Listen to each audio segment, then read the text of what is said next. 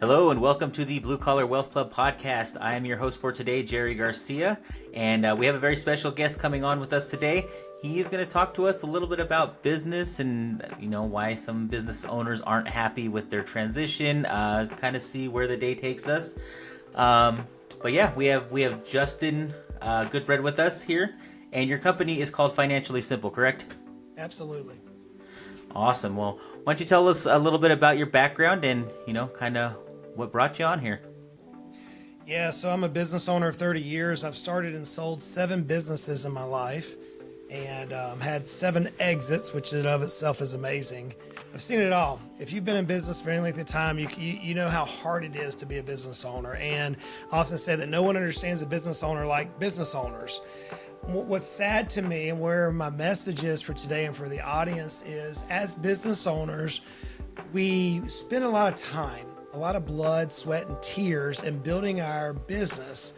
But often we don't think about that it is our largest asset. If we look at our financial statements, our business is worth something. And we go through life collecting good incomes out of our business, only to find out when it's time for us to exit, either by choice or not by choice sometimes, our business isn't worth nearly what we thought it was worth. And so statistically, 80% of our net worth is our business, and it's sad to say that only about 15 to 16% of us will ever sell our company for value. So it's like having a piece of rental property that you're collecting rents on, but you can never sell the actual asset. And that just doesn't make sense to me. What's even more sad is those who do sell, only about 4% of those business owners are actually happy with the dollar they receive. And it doesn't have to be that way. And so today, Jerry, I'm excited to unpack all the myths around growing a business, but more importantly about how to grow a business to change your family's life for the rest of their life. That's what I'm excited to talk about. Absolutely. I love that. I love that you've been there. Love that you've done it. Love that you've had some exits. That's an area that we're working on as well. And as we look to acquire these businesses, I think that's the thing that we've seen most as we're analyzing businesses and making offers that, you get the sense from a lot of these business owners that they always thought that their business would sell for more, right? They always thought that they've worked hard for however long they've owned this business and that they expected on the back end to have this big payday. And it's possible. It's there for the taking, but it's just most of these blue collar business owners especially aren't business people, and they don't understand the kind of actions to take their business to that place. Yeah, the first 3 businesses I sold were blue collar in nature. The very first one was a landscape company, and I could have sold it for a lot more than what I sold it for had I known the tricks of the trade, so to speak. Had I known what it takes to grow a business that's transferable. Unfortunately, I didn't know that in my very first business. My second business was helping business owners buy businesses, scale businesses, and exit businesses. And I learned a lot during that time frame. It wasn't until I was sitting on a mountaintop in West Virginia, Jerry, when I was talking to a buddy of mine named Steve, and he said, "Justin, I'm broke." Talking about blue collar. I mean, this is the West Virginia hillbilly, right? He has millions of dollars in equipment that he puts in water lines for municipalities. And he tells me, "Justin, I'm broke." I'm like, "Dude, there's no way. Look at all the equipment you have." And in my ignorance at that time, I wasn't even thinking the way he was thinking. He said, "No, Justin, I'm literally broke in the fact that if I go to sell my business, I'm going to pay recapture tax, and he started naming off various things that I knew, but I wasn't aware that he was already thinking that way. And he said, "Goodbread, literally I have 200 grand in my bank account." I'm like, "Yeah, but your house is paid for," various other things. And he had done well, just like so many business owners. He had put his whole life into this company. And he reached a point in his mid-50s where reality was sinking in that I cannot save my way to a number that I need to provide me the income that I'm used to out of my business for the rest of my life. And because he's doing what so many business owners are doing, right? He's living vicariously through his business. He's paying his vehicles through his business. He's paying his cell phone, his insurance, his trips, his kids. Everything is going through his business. And at the end of the day, he's making a good income. He's living the life. The problem is he needed almost $10 million in order to sustain his life. And he only had $2.5 million worth of equipment. And the entire business was centered around him. So on that mountaintop in that moment, Jerry, I said, there's got to be a way for the backbone of our society, business owners, there's 33 million business owners which employ people here in the United States. There's got to be a way for us not to only help the people we love to choose to help, right? Our employees, our communities, our charities, our vendors, all those people that we support. There's got to be a way that we could do that through our lifetime, but at the same time, not be destitute and not be held hostage to our Frankenstein-style businesses. So in 2017, I literally walked away from $250,000 in the most regulated industry there is, which is the financial services industry, and built a business from the ground up, 0 clients. I had 5 clients making less than $15,000 a year. So let's call it zero money. I had an employee I was paying almost $70,000 to, plus myself that I had 3 kids at home, a family of 5. And I took a company from startup in December 2017, to 49 months later experiencing an 8-figure exit. That's unheard of. The difference between my previous 3 companies and this exit was I now knew the game. I knew the play. I knew the plays to make. I was building a business with the end in mind. I was building a business focused on value. How do I create value in my company? Forget profits. I'm not worried about making more money, top line revenue. That always follows whenever we create value. I often say it this way, Jerry. I say, I see a lot of companies out there that are very profitable, like my buddy Steve's business was. It was highly profitable, but it had 0 value. But I've yet to see a company that has a ton of value that is not also profitable. And so I changed the paradigm in my own life and then began coaching business owners around the country that here's how you can change the game for you and your family. You can build a business that is valuable if you have a little bit of time, 3 to 5 years. You can change your family's life for the rest of your life. You can have the income that you currently are living on in perpetuity. So it's been a fun journey to watch now, not only my life and the applications of these principles that we often teach, but also literally hundreds of people who I've had the opportunity to coach one-on-one or speaking on stage in front of thousands of business owners saying, look, there is a methodology that you can follow that you can change your family's destiny. Absolutely, man. You are speaking my language. I mean, this is everything that I love. I love teaching. I love helping people to understand that you build that business the right way. And like you said, in everyone's lineage, there's that one person who changes the trajectory of their family line. And anybody who's a business owner has that opportunity right in front of them. I mean, these businesses can be superbly valuable in the for the right buyer if it's built the right way. I think too many business owners, especially in the blue collar world, they're building jobs, and there's a market for that. There's a market for the equipment that they're selling, but it's not the same market that is built for those who build their business the right way, and they're getting multiples on their exit, and that's what it's all about. And I absolutely love hearing you speak that language. Absolutely. So tell me a little bit about either one of your first exits or your one of your most recent. I'd like to hear a little bit more about kind of how you built it and and what people should be doing to get themselves to that same position. Yeah, this is easy. So it's a 4-point process that I now teach from stage. It's exactly what I did. First thing we have to realize is that we're trying to build a valuable company. What does value mean? It means that there's a company that somebody, I'm going to say it this way, our client, think about this, I'm going to use some terms here. I view our client as the person who is going to walk in one day and write me that check and start shelling out the cash for my business. That's different than the customer. The customer is the person who buys our service or our product, okay? So I wanted to build a business that my client, the person who was going to one day buy it from me, said, man, Goodbread, this is a great business. It is transferable to me as the buyer, and it is ready to be transferred. So readiness and transferability are 2 components. So once I made that decision to say, hey, I'm going to build a business that is transferable and ready to be transferred, I realized in that moment that, like real estate, we often hear location, and real estate is the way you buy real estate. In business, it's all about timing. So I want to design my business so whenever my time was right, the market was right, I could get premium dollars for my business. So how do you do that? Step 1, every single year, in fact, twice a year, I valued my company. I knew what the value of my company was from the very first day. And at least twice a year for me personally. Now I teach clients to do it at least once a year, sometimes twice a year.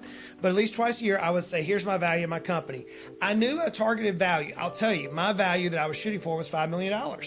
I wanted to hit $5 million in a 6-year period of time. I did an 8-figure exit in a 4-year period of time. But I knew my value that I was shooting for. Okay, so if I knew I was just trying to hit $5 million in value, then I could make a measurement on my success on what is working to drive me to that value point. That's number one, is know your value. Number two is you got to know your value gap. There's a gap in value between your current business and a business exactly like yours, best in class. I'll give you an example. Oftentimes I'll hear business owners, and I was just dealing with an auto repair company, blue collars you can get, right? I mean, they do engine work, they do transmission work, rear end work on vehicles, just sort of the people, my peeps as I call them. And he's like, well, Charlie Bob down the street just sold their business at a multiple of 4. And I'm like, 4 times what? He goes, well, 4 times revenue. I said, no, it's not revenue. It's probably EBITDA. It's probably EBIT. It's probably EBOC. It may be NOI. It may be SDE. All these different terms that we would use in the accounting measurement. He goes, well, I don't know. He goes, but I'm at least going to get 4. And I said, not necessarily. Not necessarily. The multiple is driven by the quality of your business. So for example, if Charlie Bob down the street had a young team who was professionally trained, who could speak at national conferences, who are award winners, versus you got a bunch of people who's not a young group of people who are ready to retire and they're not professionally trained and they can't speak at conferences and they're not award winners, well, Charlie Bob's going to get a better multiple price just on that employee position. If Charlie Bob down the street has better equipment and you got old ragged equipment that's breaking, Charlie Bob's going to get a better multiple than you are. And so once we understand that there's this gap between where your business value is now and then what a best-in-class business is yielding, we need to know that gap, and our job now is to bridge that gap. So step number 1 is always know your value. Step number 2 is know your value gap. Okay? The way I teach value gap is this, Jerry, and it's hard to follow mathematically, but I'll try to keep it simple. Let's say that a business owner, somebody's listening to me, has an income, NOI, net operating income of $100,000, and that's the numeric number is used toward figuring out the value. And let's say hypothetically that the multiple is 2. So we have $100,000 times 2, which means the business is worth $200,000. What most business owners do in order to drive the value is they say, you know what, I got to go out and produce more income. And as they produce more income, it's like they're trying to take a garden hose and hook it up to a fire hydrant. It's going to blow the business apart because what you're doing is you're increasing a technical term called company-specific risk. You're increasing the constraints of the business. If you went out and took a business from $100,000 NOI to $200,000 NOI, you're going to break something within the company. You're going to break your team, you're going to break your processes, you're going to break your equipment, you're going to break something in the company. So instead of having to focus on revenue, I want our students that I coach to focus on the multiple. If we can take that multiple from 2 to 4, and we keep the revenue the same, we now have 100,000 times 4 is 400,000. That'd be the same exact amount of money that we would have if we doubled our revenue from 100,000 to 200,000, but our multiple remained at 2. So whenever we're teaching value growth, which is the concept that I use in my own company, I need to look inside a company as my step 3 and determine what is holding my company back from being best in class. So there are 8 key areas of your business and there are 8 value drivers. Each one of these 8 value drivers affect the 8 areas of your business. So go back to our methodology here. Number 1, what is your value?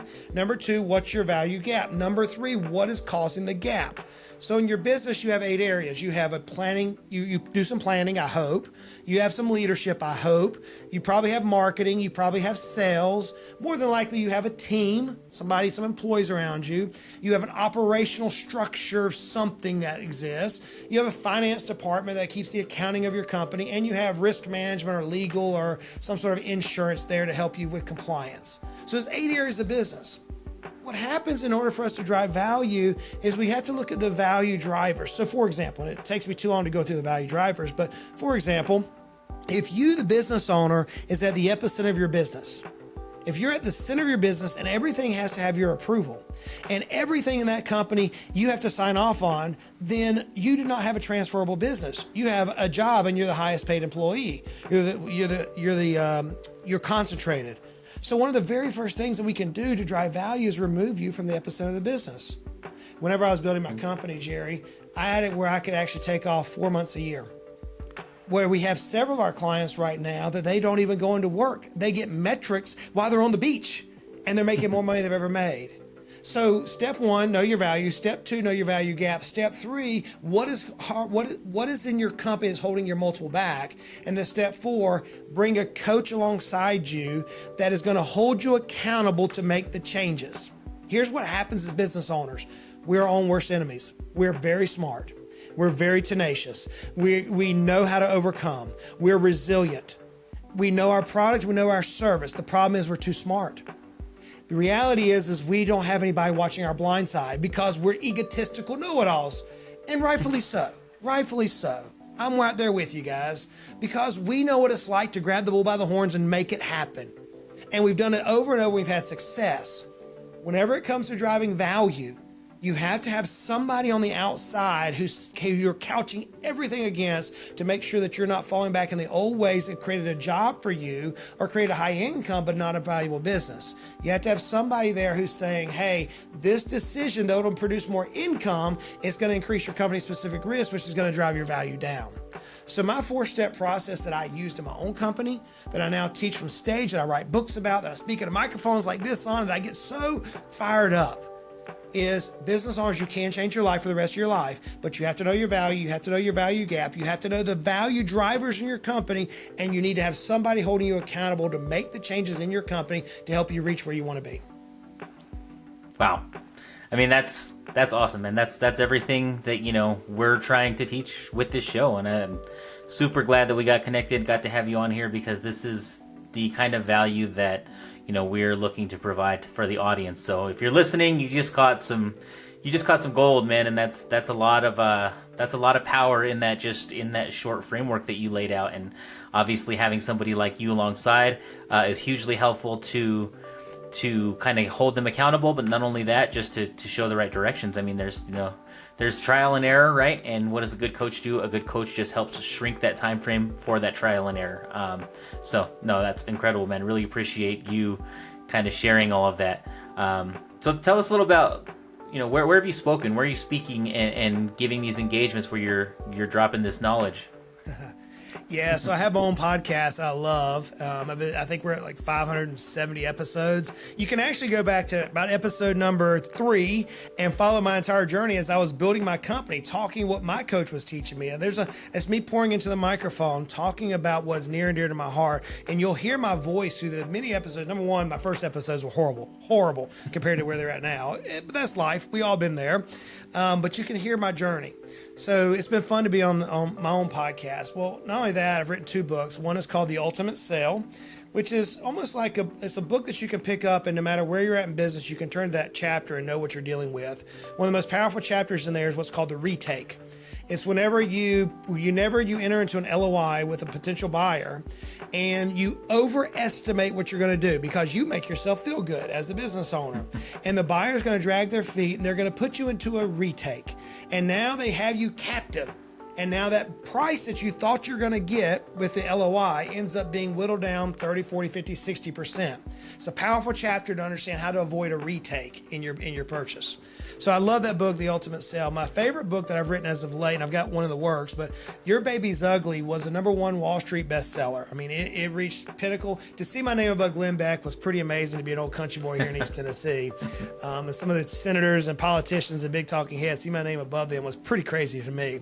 But Your Baby's Ugly breaks down what I've been talking about. It takes a business owner and hopefully grabs them like my dad many times, grab me by the shoulders and shake me and say, son, listen. It's what I hope a business owner will grab, is that in this 8 areas of business, you can dynamically change the value of your company and make it to where whenever it comes time for you to exit, that your company's ready. I want to come back to that because I think people often miss the timing of exit.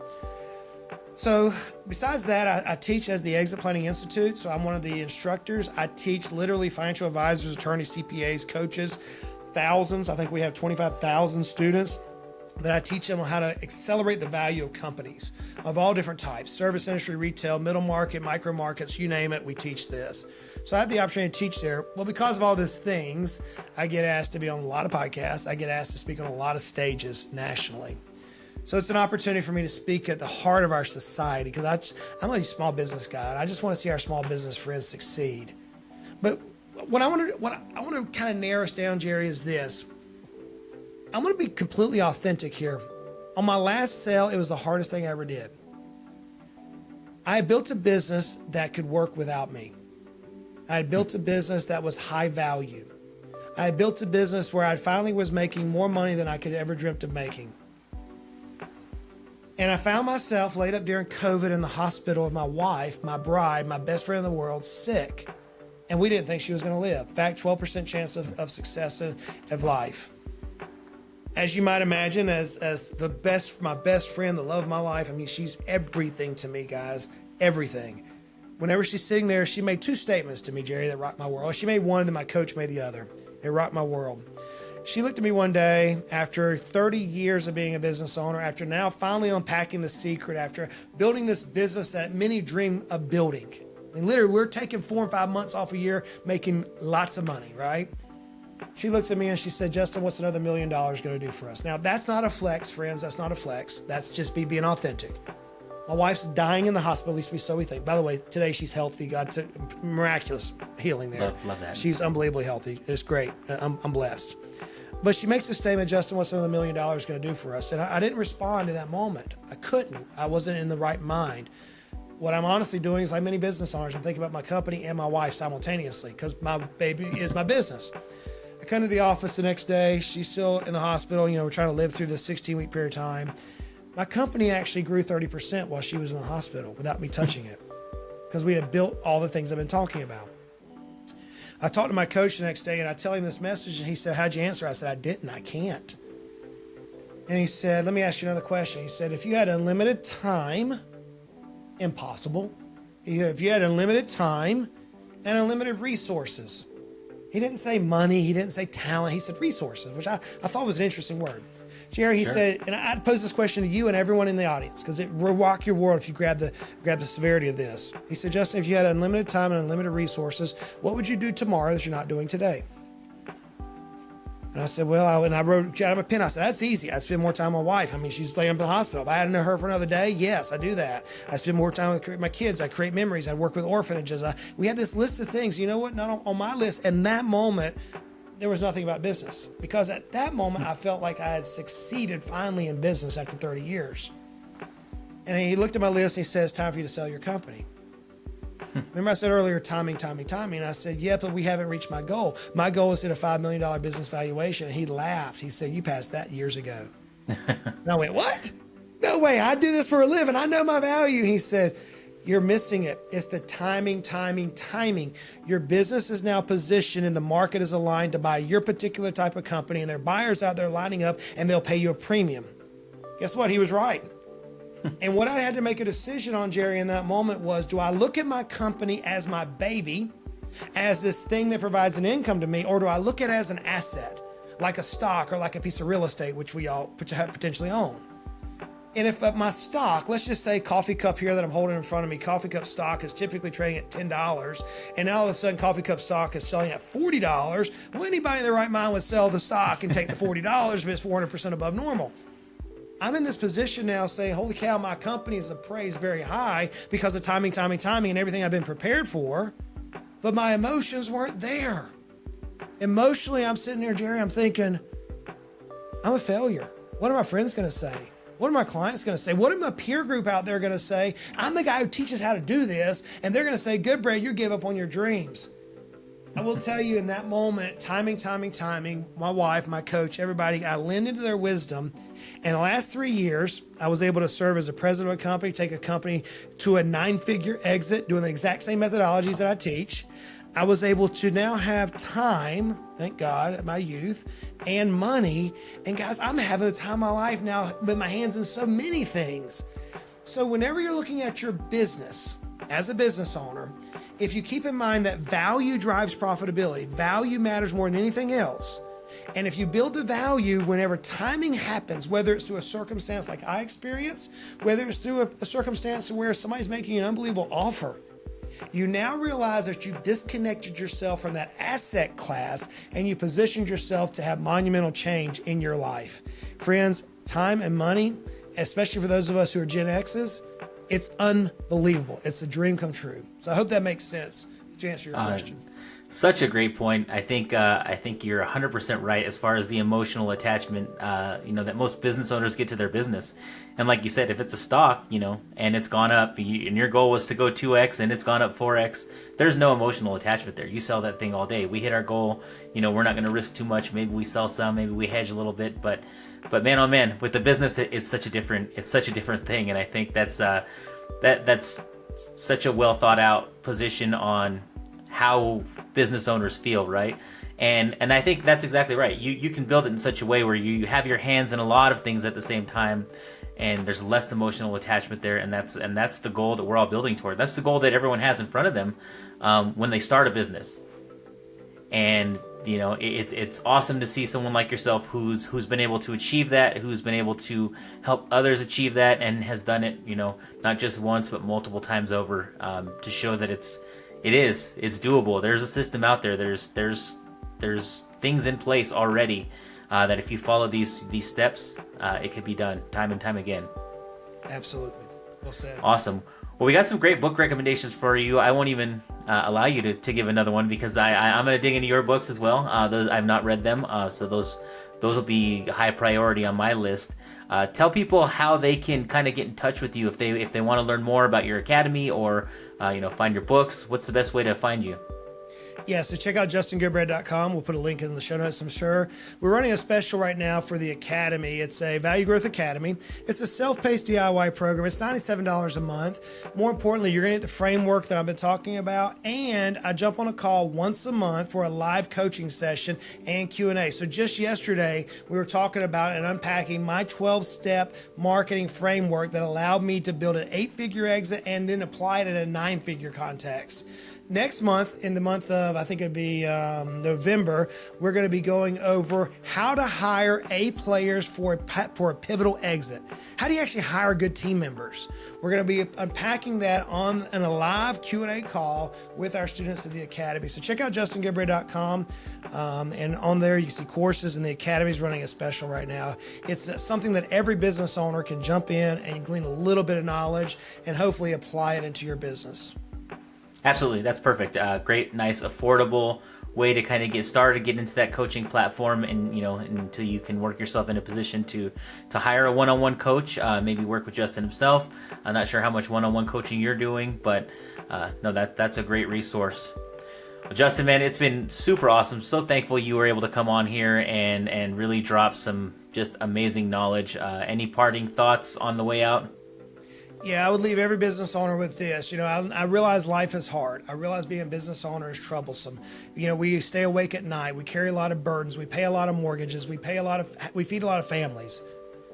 But I'll leave you with this. If you think you can or think you can't, you're right. Absolutely. Well, thanks again, Justin. So good having you on. Hopefully we can stay connected and have you back on in the future. Thanks again just for all the knowledge. So much packed into this one episode. I really appreciate it. Thanks for having me, Jerry. Till next time, guys.